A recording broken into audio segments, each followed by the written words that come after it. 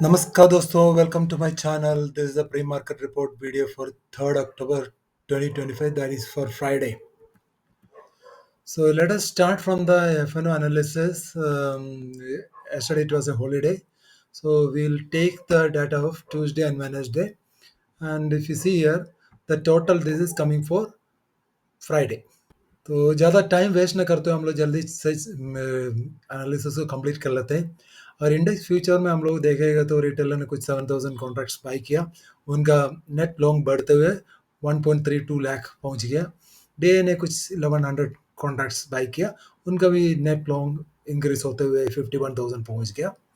F ने हल्का सा क्वांटिटी सेल किया 820 कॉन्ट्रैक्ट्स, उनका नेट शॉर्ट 1.76 अभी भी जारी है। प्रोस ने कुछ 7000 कॉन्ट्रैक्ट्स आज सेल किया, वो नेट लॉन्ग से नेट शॉर्ट में पहुंच गया 6900 कॉन्ट्रैक्ट्स।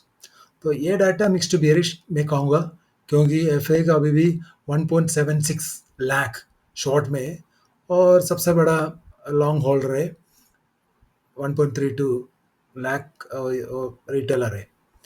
इंडेक्स कोल में हम लोग देखेंगे तो यहाँ रिटेलर ने बहुत बड़ा कॉल सेलिंग कर दिया 1.35 लाख, बड़ा नंबर है, और नेट लॉन्ग से नेट शॉर्ट में पहुंच गया। ये मार्केट अप मोमेंटम के लिए अच्छा डाटा है। डे का ज़्यादा कारोबार नहीं, 1100 कॉन्ट्रैक्ट्स है, उनका नेट लॉन्ग है 10,000 कॉन्ट्रैक्ट्स है। एफ का 48,000 उन्होंने आज नेट लॉन्ग ऐड कर दिया, उसके चलते हुए उनका नेट शॉर्ट घटते हुए 14,000 रह गया। प्रोस ने भी अच्छा खासा बाई किया 86,000, उनका नेट लॉन्ग बढ़ते हुए पहुंच गया 94,000। तो ये डाटा बिल्कुल बुलिश डाटा है, क्योंकि रिटेलर सबसे बड़ा शॉर्ट लेके खड़ा हुआ है और बाकी जितने भी मार्केट पार्टिसिपेंट सब लॉन्ग में है।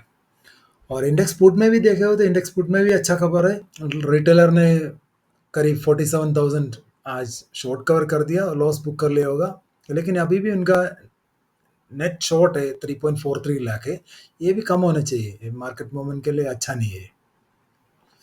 और डे का कोई कारोबार नहीं, एफ ने कुछ 9700 कॉन्ट्रैक्ट्स बाई किया, उनका नेट लॉन्ग अभी भी 2.81 लाख है। और प्रोस ने 56,000 आज सेल कर दिया, उनका नेट लॉन्ग घटते हुए 37,000 पहुंच गया। ये डाटा मिक्स टू बुलिश है, लेकिन एक कंसर्न की बात है, एफ क्यों इतना पुट लॉन्ग लेके जा रहे हैं, और रिटेलर का अभी भी अच्छा खासा पुट राइटिंग है। तो हो सकते हैं मार्केट नीचे जा सकते हैं, मतलब ऊपर से एक करेक्शन कभी भी आ सकते हैं, कल नहीं कभी भी आ सकते हैं। चलो हम लोग स्टॉक फ्यूचर में देखें तो हल्का सा कारोबार है, रिटेलर ने कुछ 12,000 कॉन्ट्रैक्ट्स आज ऐड कर दिया, और एफ ने 6,000 कॉन्ट्रैक्ट सेल कर दिया, प्रोस ने 1,000 बाई कर रहे हैं। लेकिन अभी भी इनका जो नेट पोजीशन है एफ एंड प्रोस का, वो अच्छा है। एफ का अभी भी 13.2 लाख लॉन्ग है, प्रोस का भी 5.2 लाख लॉन्ग है। तो I would say this data is mix to bullish. Stock call में लेके देखेगा तो रिटेलर ने कुछ हल्का सा बाई किया 4,600 कॉन्ट्रैक्ट्स, लेकिन अभी भी इनका नेट लॉन्ग खतरे के पास है, 4.28 लाख स्टॉक कॉल लॉन्ग पड़ा हुआ है। और प्रोस ने कुछ 30,000 आज बाई कर लिया, उनका नेट लॉन्ग घटते हुए रह गया 3.7 lakh. This data looks mix to bullish, लेकिन अभी भी ये कंसर्न की बात है, जो स्टॉक कॉल में इतना ज़्यादा पोजीशन रिटेलर का अभी भी खड़ा है, ये भी कम होना चाहिए। देख लेते हैं आगे, अगले हफ्ते में या कल या अगले हफ्ते के बाद देखना पड़ेगा ये डाटा कैसे बनते हैं। स्टॉक पुट में रिटेलर ने 12,000 कॉन्ट्रैक्ट्स सेल कर दिया, उनका नेट लॉन्ग अभी भी इंटैक्ट है 2.11 लाख है। और एफ एंड प्रोस ने कुछ लॉन्ग्स ऐड कर दिया। ये डाटा बियरिश डाटा है, क्योंकि 2.11 लाख खड़ा है और प्रोस का ऑलमोस्ट उतना ही, प्रोस और एफ उतना भी पुट में लॉन्ग खड़ा है। तो overall I would say this data index option में रिटेलर्स मिक्स टू बेरिश है, F and pros mix to bullish है। स्टॉक ऑप्शन में रिटेलर का मिक्स टू बेरिश है और एफ प्रोस का मिक्स टू बुलिश है। तो ये डाटा मार्केट का अप मोमेंटम को इंडिकेट कर रहे हैं। तो कल आप बाई ऑन डिप्स का स्ट्रैटेजी अपना सकते हैं जो फर्स्ट हाफ में। चलिए कैश मार्केट का डाटा देख लेते हैं। 2900 करोड़ का बाइंग है डीए का, और एफए का 1600 करोड़ का सेलिंग है। बाकी जितना सेलिंग हो सकता है प्रोस और क्लाइंट्स का है, मतलब रिटेलर्स का है। Let us take a quick look at the market overview. तो 2 अक्टूबर तो छुट्टी था, तो 1 अक्टूबर में क्या हुआ था, तो लास्ट वेनसडे में क्या मार्केट में हुआ था हम लोग एक बार चेक कर लेते हैं। So Nifty, Sensex, Nifty, bank, mid cap सारे सेक्टर में अच्छा खासा तेजी देखने को मिला है। तो बताना ज़रूरत नहीं है, लेकिन इंडिया विक्स इतना नीचे गिर गया, ये जो एवरेज क्रॉसिंग की वजह से ये 7 दिख रहे, नहीं तो ये 8 के ऊपर था। पता नहीं इतना क्यों गिर गया इंडिया विक्स। इंडिया विक्स में एक उछाल आना बाकी है। अगर इंडिया विक्स में जब उछाल आते हैं तो मार्केट के लिए एक डिप बनती है। आप लोग इंडिया विक्स को देखते रहो, अगर जहाँ भी इंडिया विक्स बढ़ना शुरू होते हैं आप एक स्कैल्पिंग शॉट कंसिडर कर सकते हो उसी टाइम। यूएसडी आईएनआर अभी भी अच्छा खबर नहीं है, अभी वीकनेस दिखा रहे हैं। जब तक ये 88 के नीचे जाते नहीं है इसमें वीकनेस कंटिन्यू रहेगा। लेकिन जो आरबीआई का जो अच्छा पॉजिटिव कमेंट्री की वजह से बैंक निफ्टी खूब भागा, लेकिन हो सकते हैं आगे जाके इसमें भी कुछ प्रॉफिट बुकिंग आ सकते हैं, देखते रहना। और क्रूड में देखते क्रूड और फिर से गिर रहे हैं। तो एमसीएक्स क्रूड आज एमसीएक्स एक्सचेंज से बंद था, तो कल देख लेना। तो क्रूड में और भी गिरावट आ सकते हैं हल्का सा, लेकिन मान लो क्रूड 5400 के पास आते हो आप, तो इसमें एक लॉन्ग कंसिडर कर सकते हैं। और गोल्ड में भी गोल्ड अच्छा खासा ऊपर चला, लेकिन अभी ये प्रॉफिट बुकिंग टाइम आया मुझे लगता है। और सब इम्पोर्टेंट अपडेट्स, टाटा मोटर्स का एक डीमर्जर टाइमलाइंस आया। टाटा मोटर अभी भी पॉजिटिव चल रहे हैं और उसका सेल्स डाटा भी अच्छा आया। और श्रीराम फिनांस, कोटक महिंद्रा बैंक और अदानी इंटरप्राइज में इसमें आप देखते रहना। अदानी इंटरप्राइज में कुछ डील न्यूज़ आया, तो आप लोग सर्च कराना इसमें क्या है। मैं अगर ज़्यादा इसमें बोलेगा तो वीडियो बहुत लंबा हो जाएगा। और कोटक महिंद्रा बैंक का क्या रेटिंग एजेंसी ने इसको अपग्रेड कर दिया, यहाँ से 34% और ऊपर का इसमें पोटेंशियल रहते हैं। पता नहीं कैसे ये लोग रेटिंग एजेंसी फालतू के न्यूज़ दे रहे, हो सकते हैं लोगों को फंसाने के चक्कर है। लेकिन क्या है, कॉशियसली इसमें रहना, ज़्यादा शॉर्ट करने की ज़रूरत नहीं जब तक कि ऊपर जाते हैं। और इम्पोर्टेंस इवेंट्स में हम लोग देखेगा तो यूएस में और हमारा भी बहुत सारे न्यूज़ आया। तो रेट कट डिसीजन हमको पता है कुछ चेंज नहीं हुआ, लेकिन कमेंट्री पॉजिटिव होने की वजह से हमारा मार्केट भी पॉजिटिव हो गया। तो मैन्युफैक्चरिंग भी है, हमारा एक्सपेक्टेशन हल्का सा नीचे है, लेकिन ये डाटा अभी भी ठीक है, इतना खराब तो नहीं है। और यूएस में जो नॉन फार्म पेरोल है और एक्सपेक्टेशन से बहुत नीचे आया। लेकिन पता नहीं यूएस मार्केट दूसरा क्लाउड 9 में चल रहे, अभी उसका जो खर्चा करने के लिए पैसा वगैरह नहीं, उसके लिए शटडाउन भी चल रहे उधर उधर। उनका ओनली जो एसेंशियल सर्विसेज है, जैसे पुलिस हो गया, पोस्टल डिपार्टमेंट हो गया, मेडिकल वगैरह हो गया, वो सभी चल रहे, बाकी सब में बंद पड़ा हुआ है। और ट्रम्प का धमकी ये दे रहा है कि वो करीब 5 लाख जो गवर्नमेंट एम्प्लॉयज़ को वो डिसमिस करने वाला है। तो देखते रहना, अगर अब ऐसे हो गए तो ये बहुत नेगेटिव हो जाएगा ग्लोबल मार्केट के लिए और यूएस के लिए भी। और मैन्युफैक्चरिंग पीए में एक्सपेक्टेशन के मुताबिक आया है, लेकिन ये पिछले क्वार्टर से कम ही आया है। लेकिन यूएस मार्केट इसमें कोई अभी कोई रिएक्शन नेगेटिवली नहीं दे रही अभी। और मैन्युफैक्चरिंग पीए में थोड़ा सा अच्छा आया यूएस का। और क्रूड ऑयल इन्वेंटरीज ये भी बढ़ते हुए हमें दिखा, इसलिए क्रूड नीचे जा रहे हैं। और कल के लिए दो इम्पोर्टेंट जो न्यूज़ है, हमारा एक फॉरेक्स रिस्क हो रहा है, लेकिन हमारा मार्केट इसमें ऊपर कोई रिएक्शन नहीं देते। लेकिन ग्लोबल मार्केट के लिए यूएस मार्केट में सर्विसेज पीएमए का डाटा आने वाला है। अगर ये अच्छा डाटा आया तो मार्केट और ऊपर भागेगा, अगर खराब आया तो एक करेक्शन आ सकता है यूएस में। और नॉन मैन्युफैक्चरिंग पीएमआई के भी डाटा, ये जो दोनों डाटा है ये बहुत महत्वपूर्ण डाटा है। इसके ऊपर ग्लोबल मार्केट अगले हफ्ते के लिए तय करेगा उनका डायरेक्शन। अगर खराब आए तो करेक्शन आ सकता है यूएस में, और हमारा मार्केट भी प्रेशर में आ सकते हैं। चलिए, एक और डाटा मैंने आप लोगों के लिए डाल दिया, ये ऑटो सेल्स का नंबर से। तो आप देख सकते हैं टाटा मोटर्स में अच्छा खासा ग्रोथ दिख रहा है। तो टाटा मोटर नियर टाइम में बुलिश दिखेगा, इसमें शॉर्ट करने के लिए जरूरत नहीं है। बाई ऑन डिप्स का स्ट्रैटेजी टाटा मोटर्स में अपना सकते हैं, क्योंकि स्टॉक बहुत सारे टूटा हुआ है। महिंद्रा में भी अच्छा खासा नंबर आया, महिंद्रा में भी जो एम में, यहाँ में भी बाई ऑन डिप्स का स्ट्रैटेजी अपना सकते हैं। मारुति में इतना ये मॉडरेट दिख रहा है मुझे। तो मारुति मान लो अगर ज़्यादा भाग गया, आप इसमें एक शॉर्ट कंसिडर कर सकते हैं। और हुंडई वगैरह में सेल्स कम होते हुए दिख रहे हैं, तो आप लोग इसको पोस्ट करके अच्छी तरह पढ़ लेना। और टॉप गेनर में हम लोग देखें तो बहुत सारे स्टॉक्स है, जैसे Tata motor buy on dips का स्ट्रैटेजी अपना लेना, श्रीराम फाइनेंस वाले बहुत सारे भाग्य है। अगर मान लो श्रीराम फाइनेंस में और कोई उछाल आते हैं, मान लो और 3% 4% ऊपर जाते, तब इसमें शॉर्टिंग के लिए आप सोचना।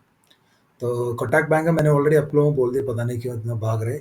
और ये वॉल्यूम के हिसाब से आप लोग देख लेना, जहाँ जहाँ वॉल्यूम्स ज़्यादा है, अगर उनमें से डिप जाते हैं, जैसे आईसीआईसी वगैरह में, एचडीएफसी वगैरह, अगर इसमें अगर कोई भी डिप आते हैं कल, तो फर्स्ट हाफ में, आप उसको बाइंग के नज़रिए में कंसिडर कर सकते हैं।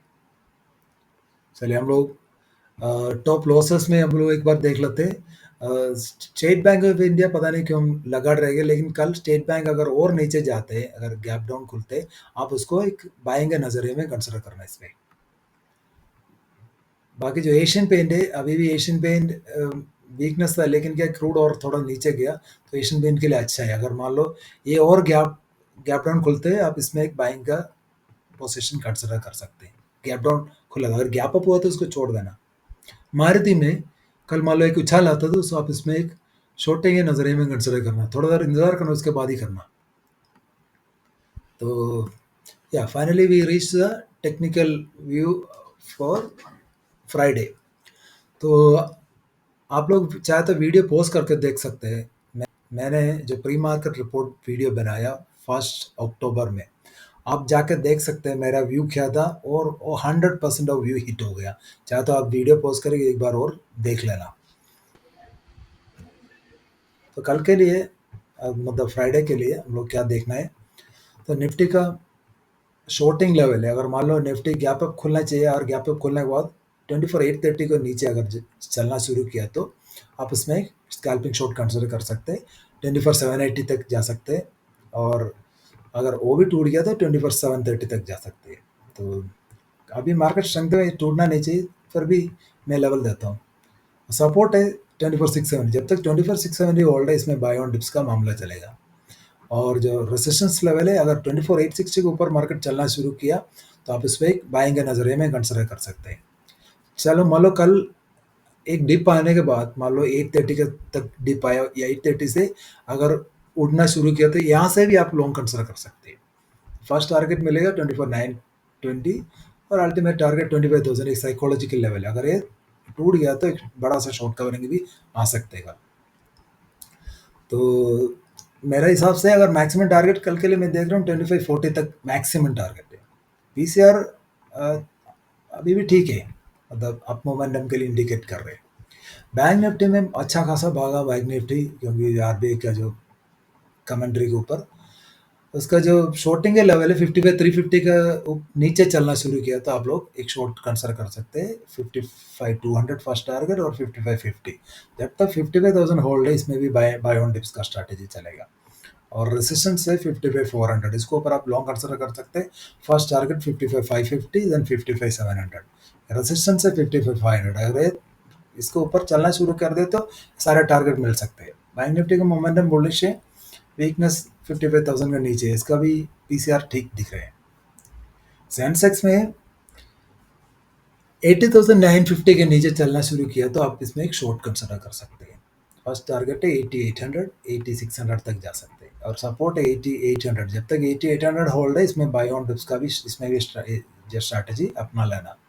या रेसिस्टेंस है 81,100 के ऊपर ही आप लॉन्ग कंसिडर करना। फर्स्ट टारगेट 8, so 80,300 लिखा है, but this is all 81,300 and 81,500, okay, ये जो टाइपिंग मिस्टेक है। मेजर रेजिस्टेंस है 81,100 है। सेंसेक्स का वीकनेस है 80,800 के नीचे आएगा, इसका पीसीआर अभी भी ठीक है। मिड कैप में 12,680 के नीचे चलना शुरू किया, तो एक शॉर्ट कंसिडर कर सकते हैं। 12,630 फर्स्ट टारगेट, 12,600 सेकंड टारगेट। जब तक 12,600 होल्ड है, इसमें भी बाय ऑन डिप्स का स्ट्रैटेजी चलेगा। और फर्स्ट रेजिस्टेंस है 12,720, और उस पर ऊपर चलना शुरू किया था 12,790, जल्दी आएगा ये टारगेट, और 12,820 तक जा सकते हैं। मेजर रेजिस्टेंस है 12,800 है। तो मिड कैप में अभी भी ऊपर जाने का फ्यूल बचा हुआ है, तो ये देखते रहें। इसका भी पीसर अभी भी ठीक है। तो मेरा टोन है फ्राइडे के लिए एक कोशिशली कंस्ट्रक्टिव है, ये फॉलो थ्रू बाइंग आना चाहिए। ये 24,900 के ऊपर ये बाय ऑन डिप्स का स्ट्रैटेजी अपना लेना मैंने आपको बोल दिया। तो बैंक निफ्टी में जब तक 54,700 के ऊपर है, ये इसमें पॉजिटिविटी अभी पीएसयू बैंक अभी भी एक रैली बाकी है, तो बैंक निफ्टी इसलिए अप मोमेंटम ज़्यादा दिख रहे हैं मुझे। तो बाय से बाय ऑन डिप्स का आप देख लेना, और मैंने जो बुलिश और बेयरिश के लिए क्या क्या कंडीशन है मैंने आपको इसके बता दिया, तो ये देखते रहना। Finally, let us also take a look at the global markets and GIFT Nifty. So, US market is mild negative, and Dow is showing mild negativeness, whereas Nasdaq is showing positivity. And GIFT Nifty is indicating mild positive, a follow-up gap up कल मिलना चाहिए, और European market भी अच्छा खासा positive दिख रहे हैं. So that's all in this video, guys. If you like this video, please subscribe to my channel. Also share it with your friends as well. I'm taking a lot of time in doing researching and putting all this data together. If the viewership is not there, then there is no motivation for the creator to continue. So please ask your friends also to subscribe my channel. Thank you.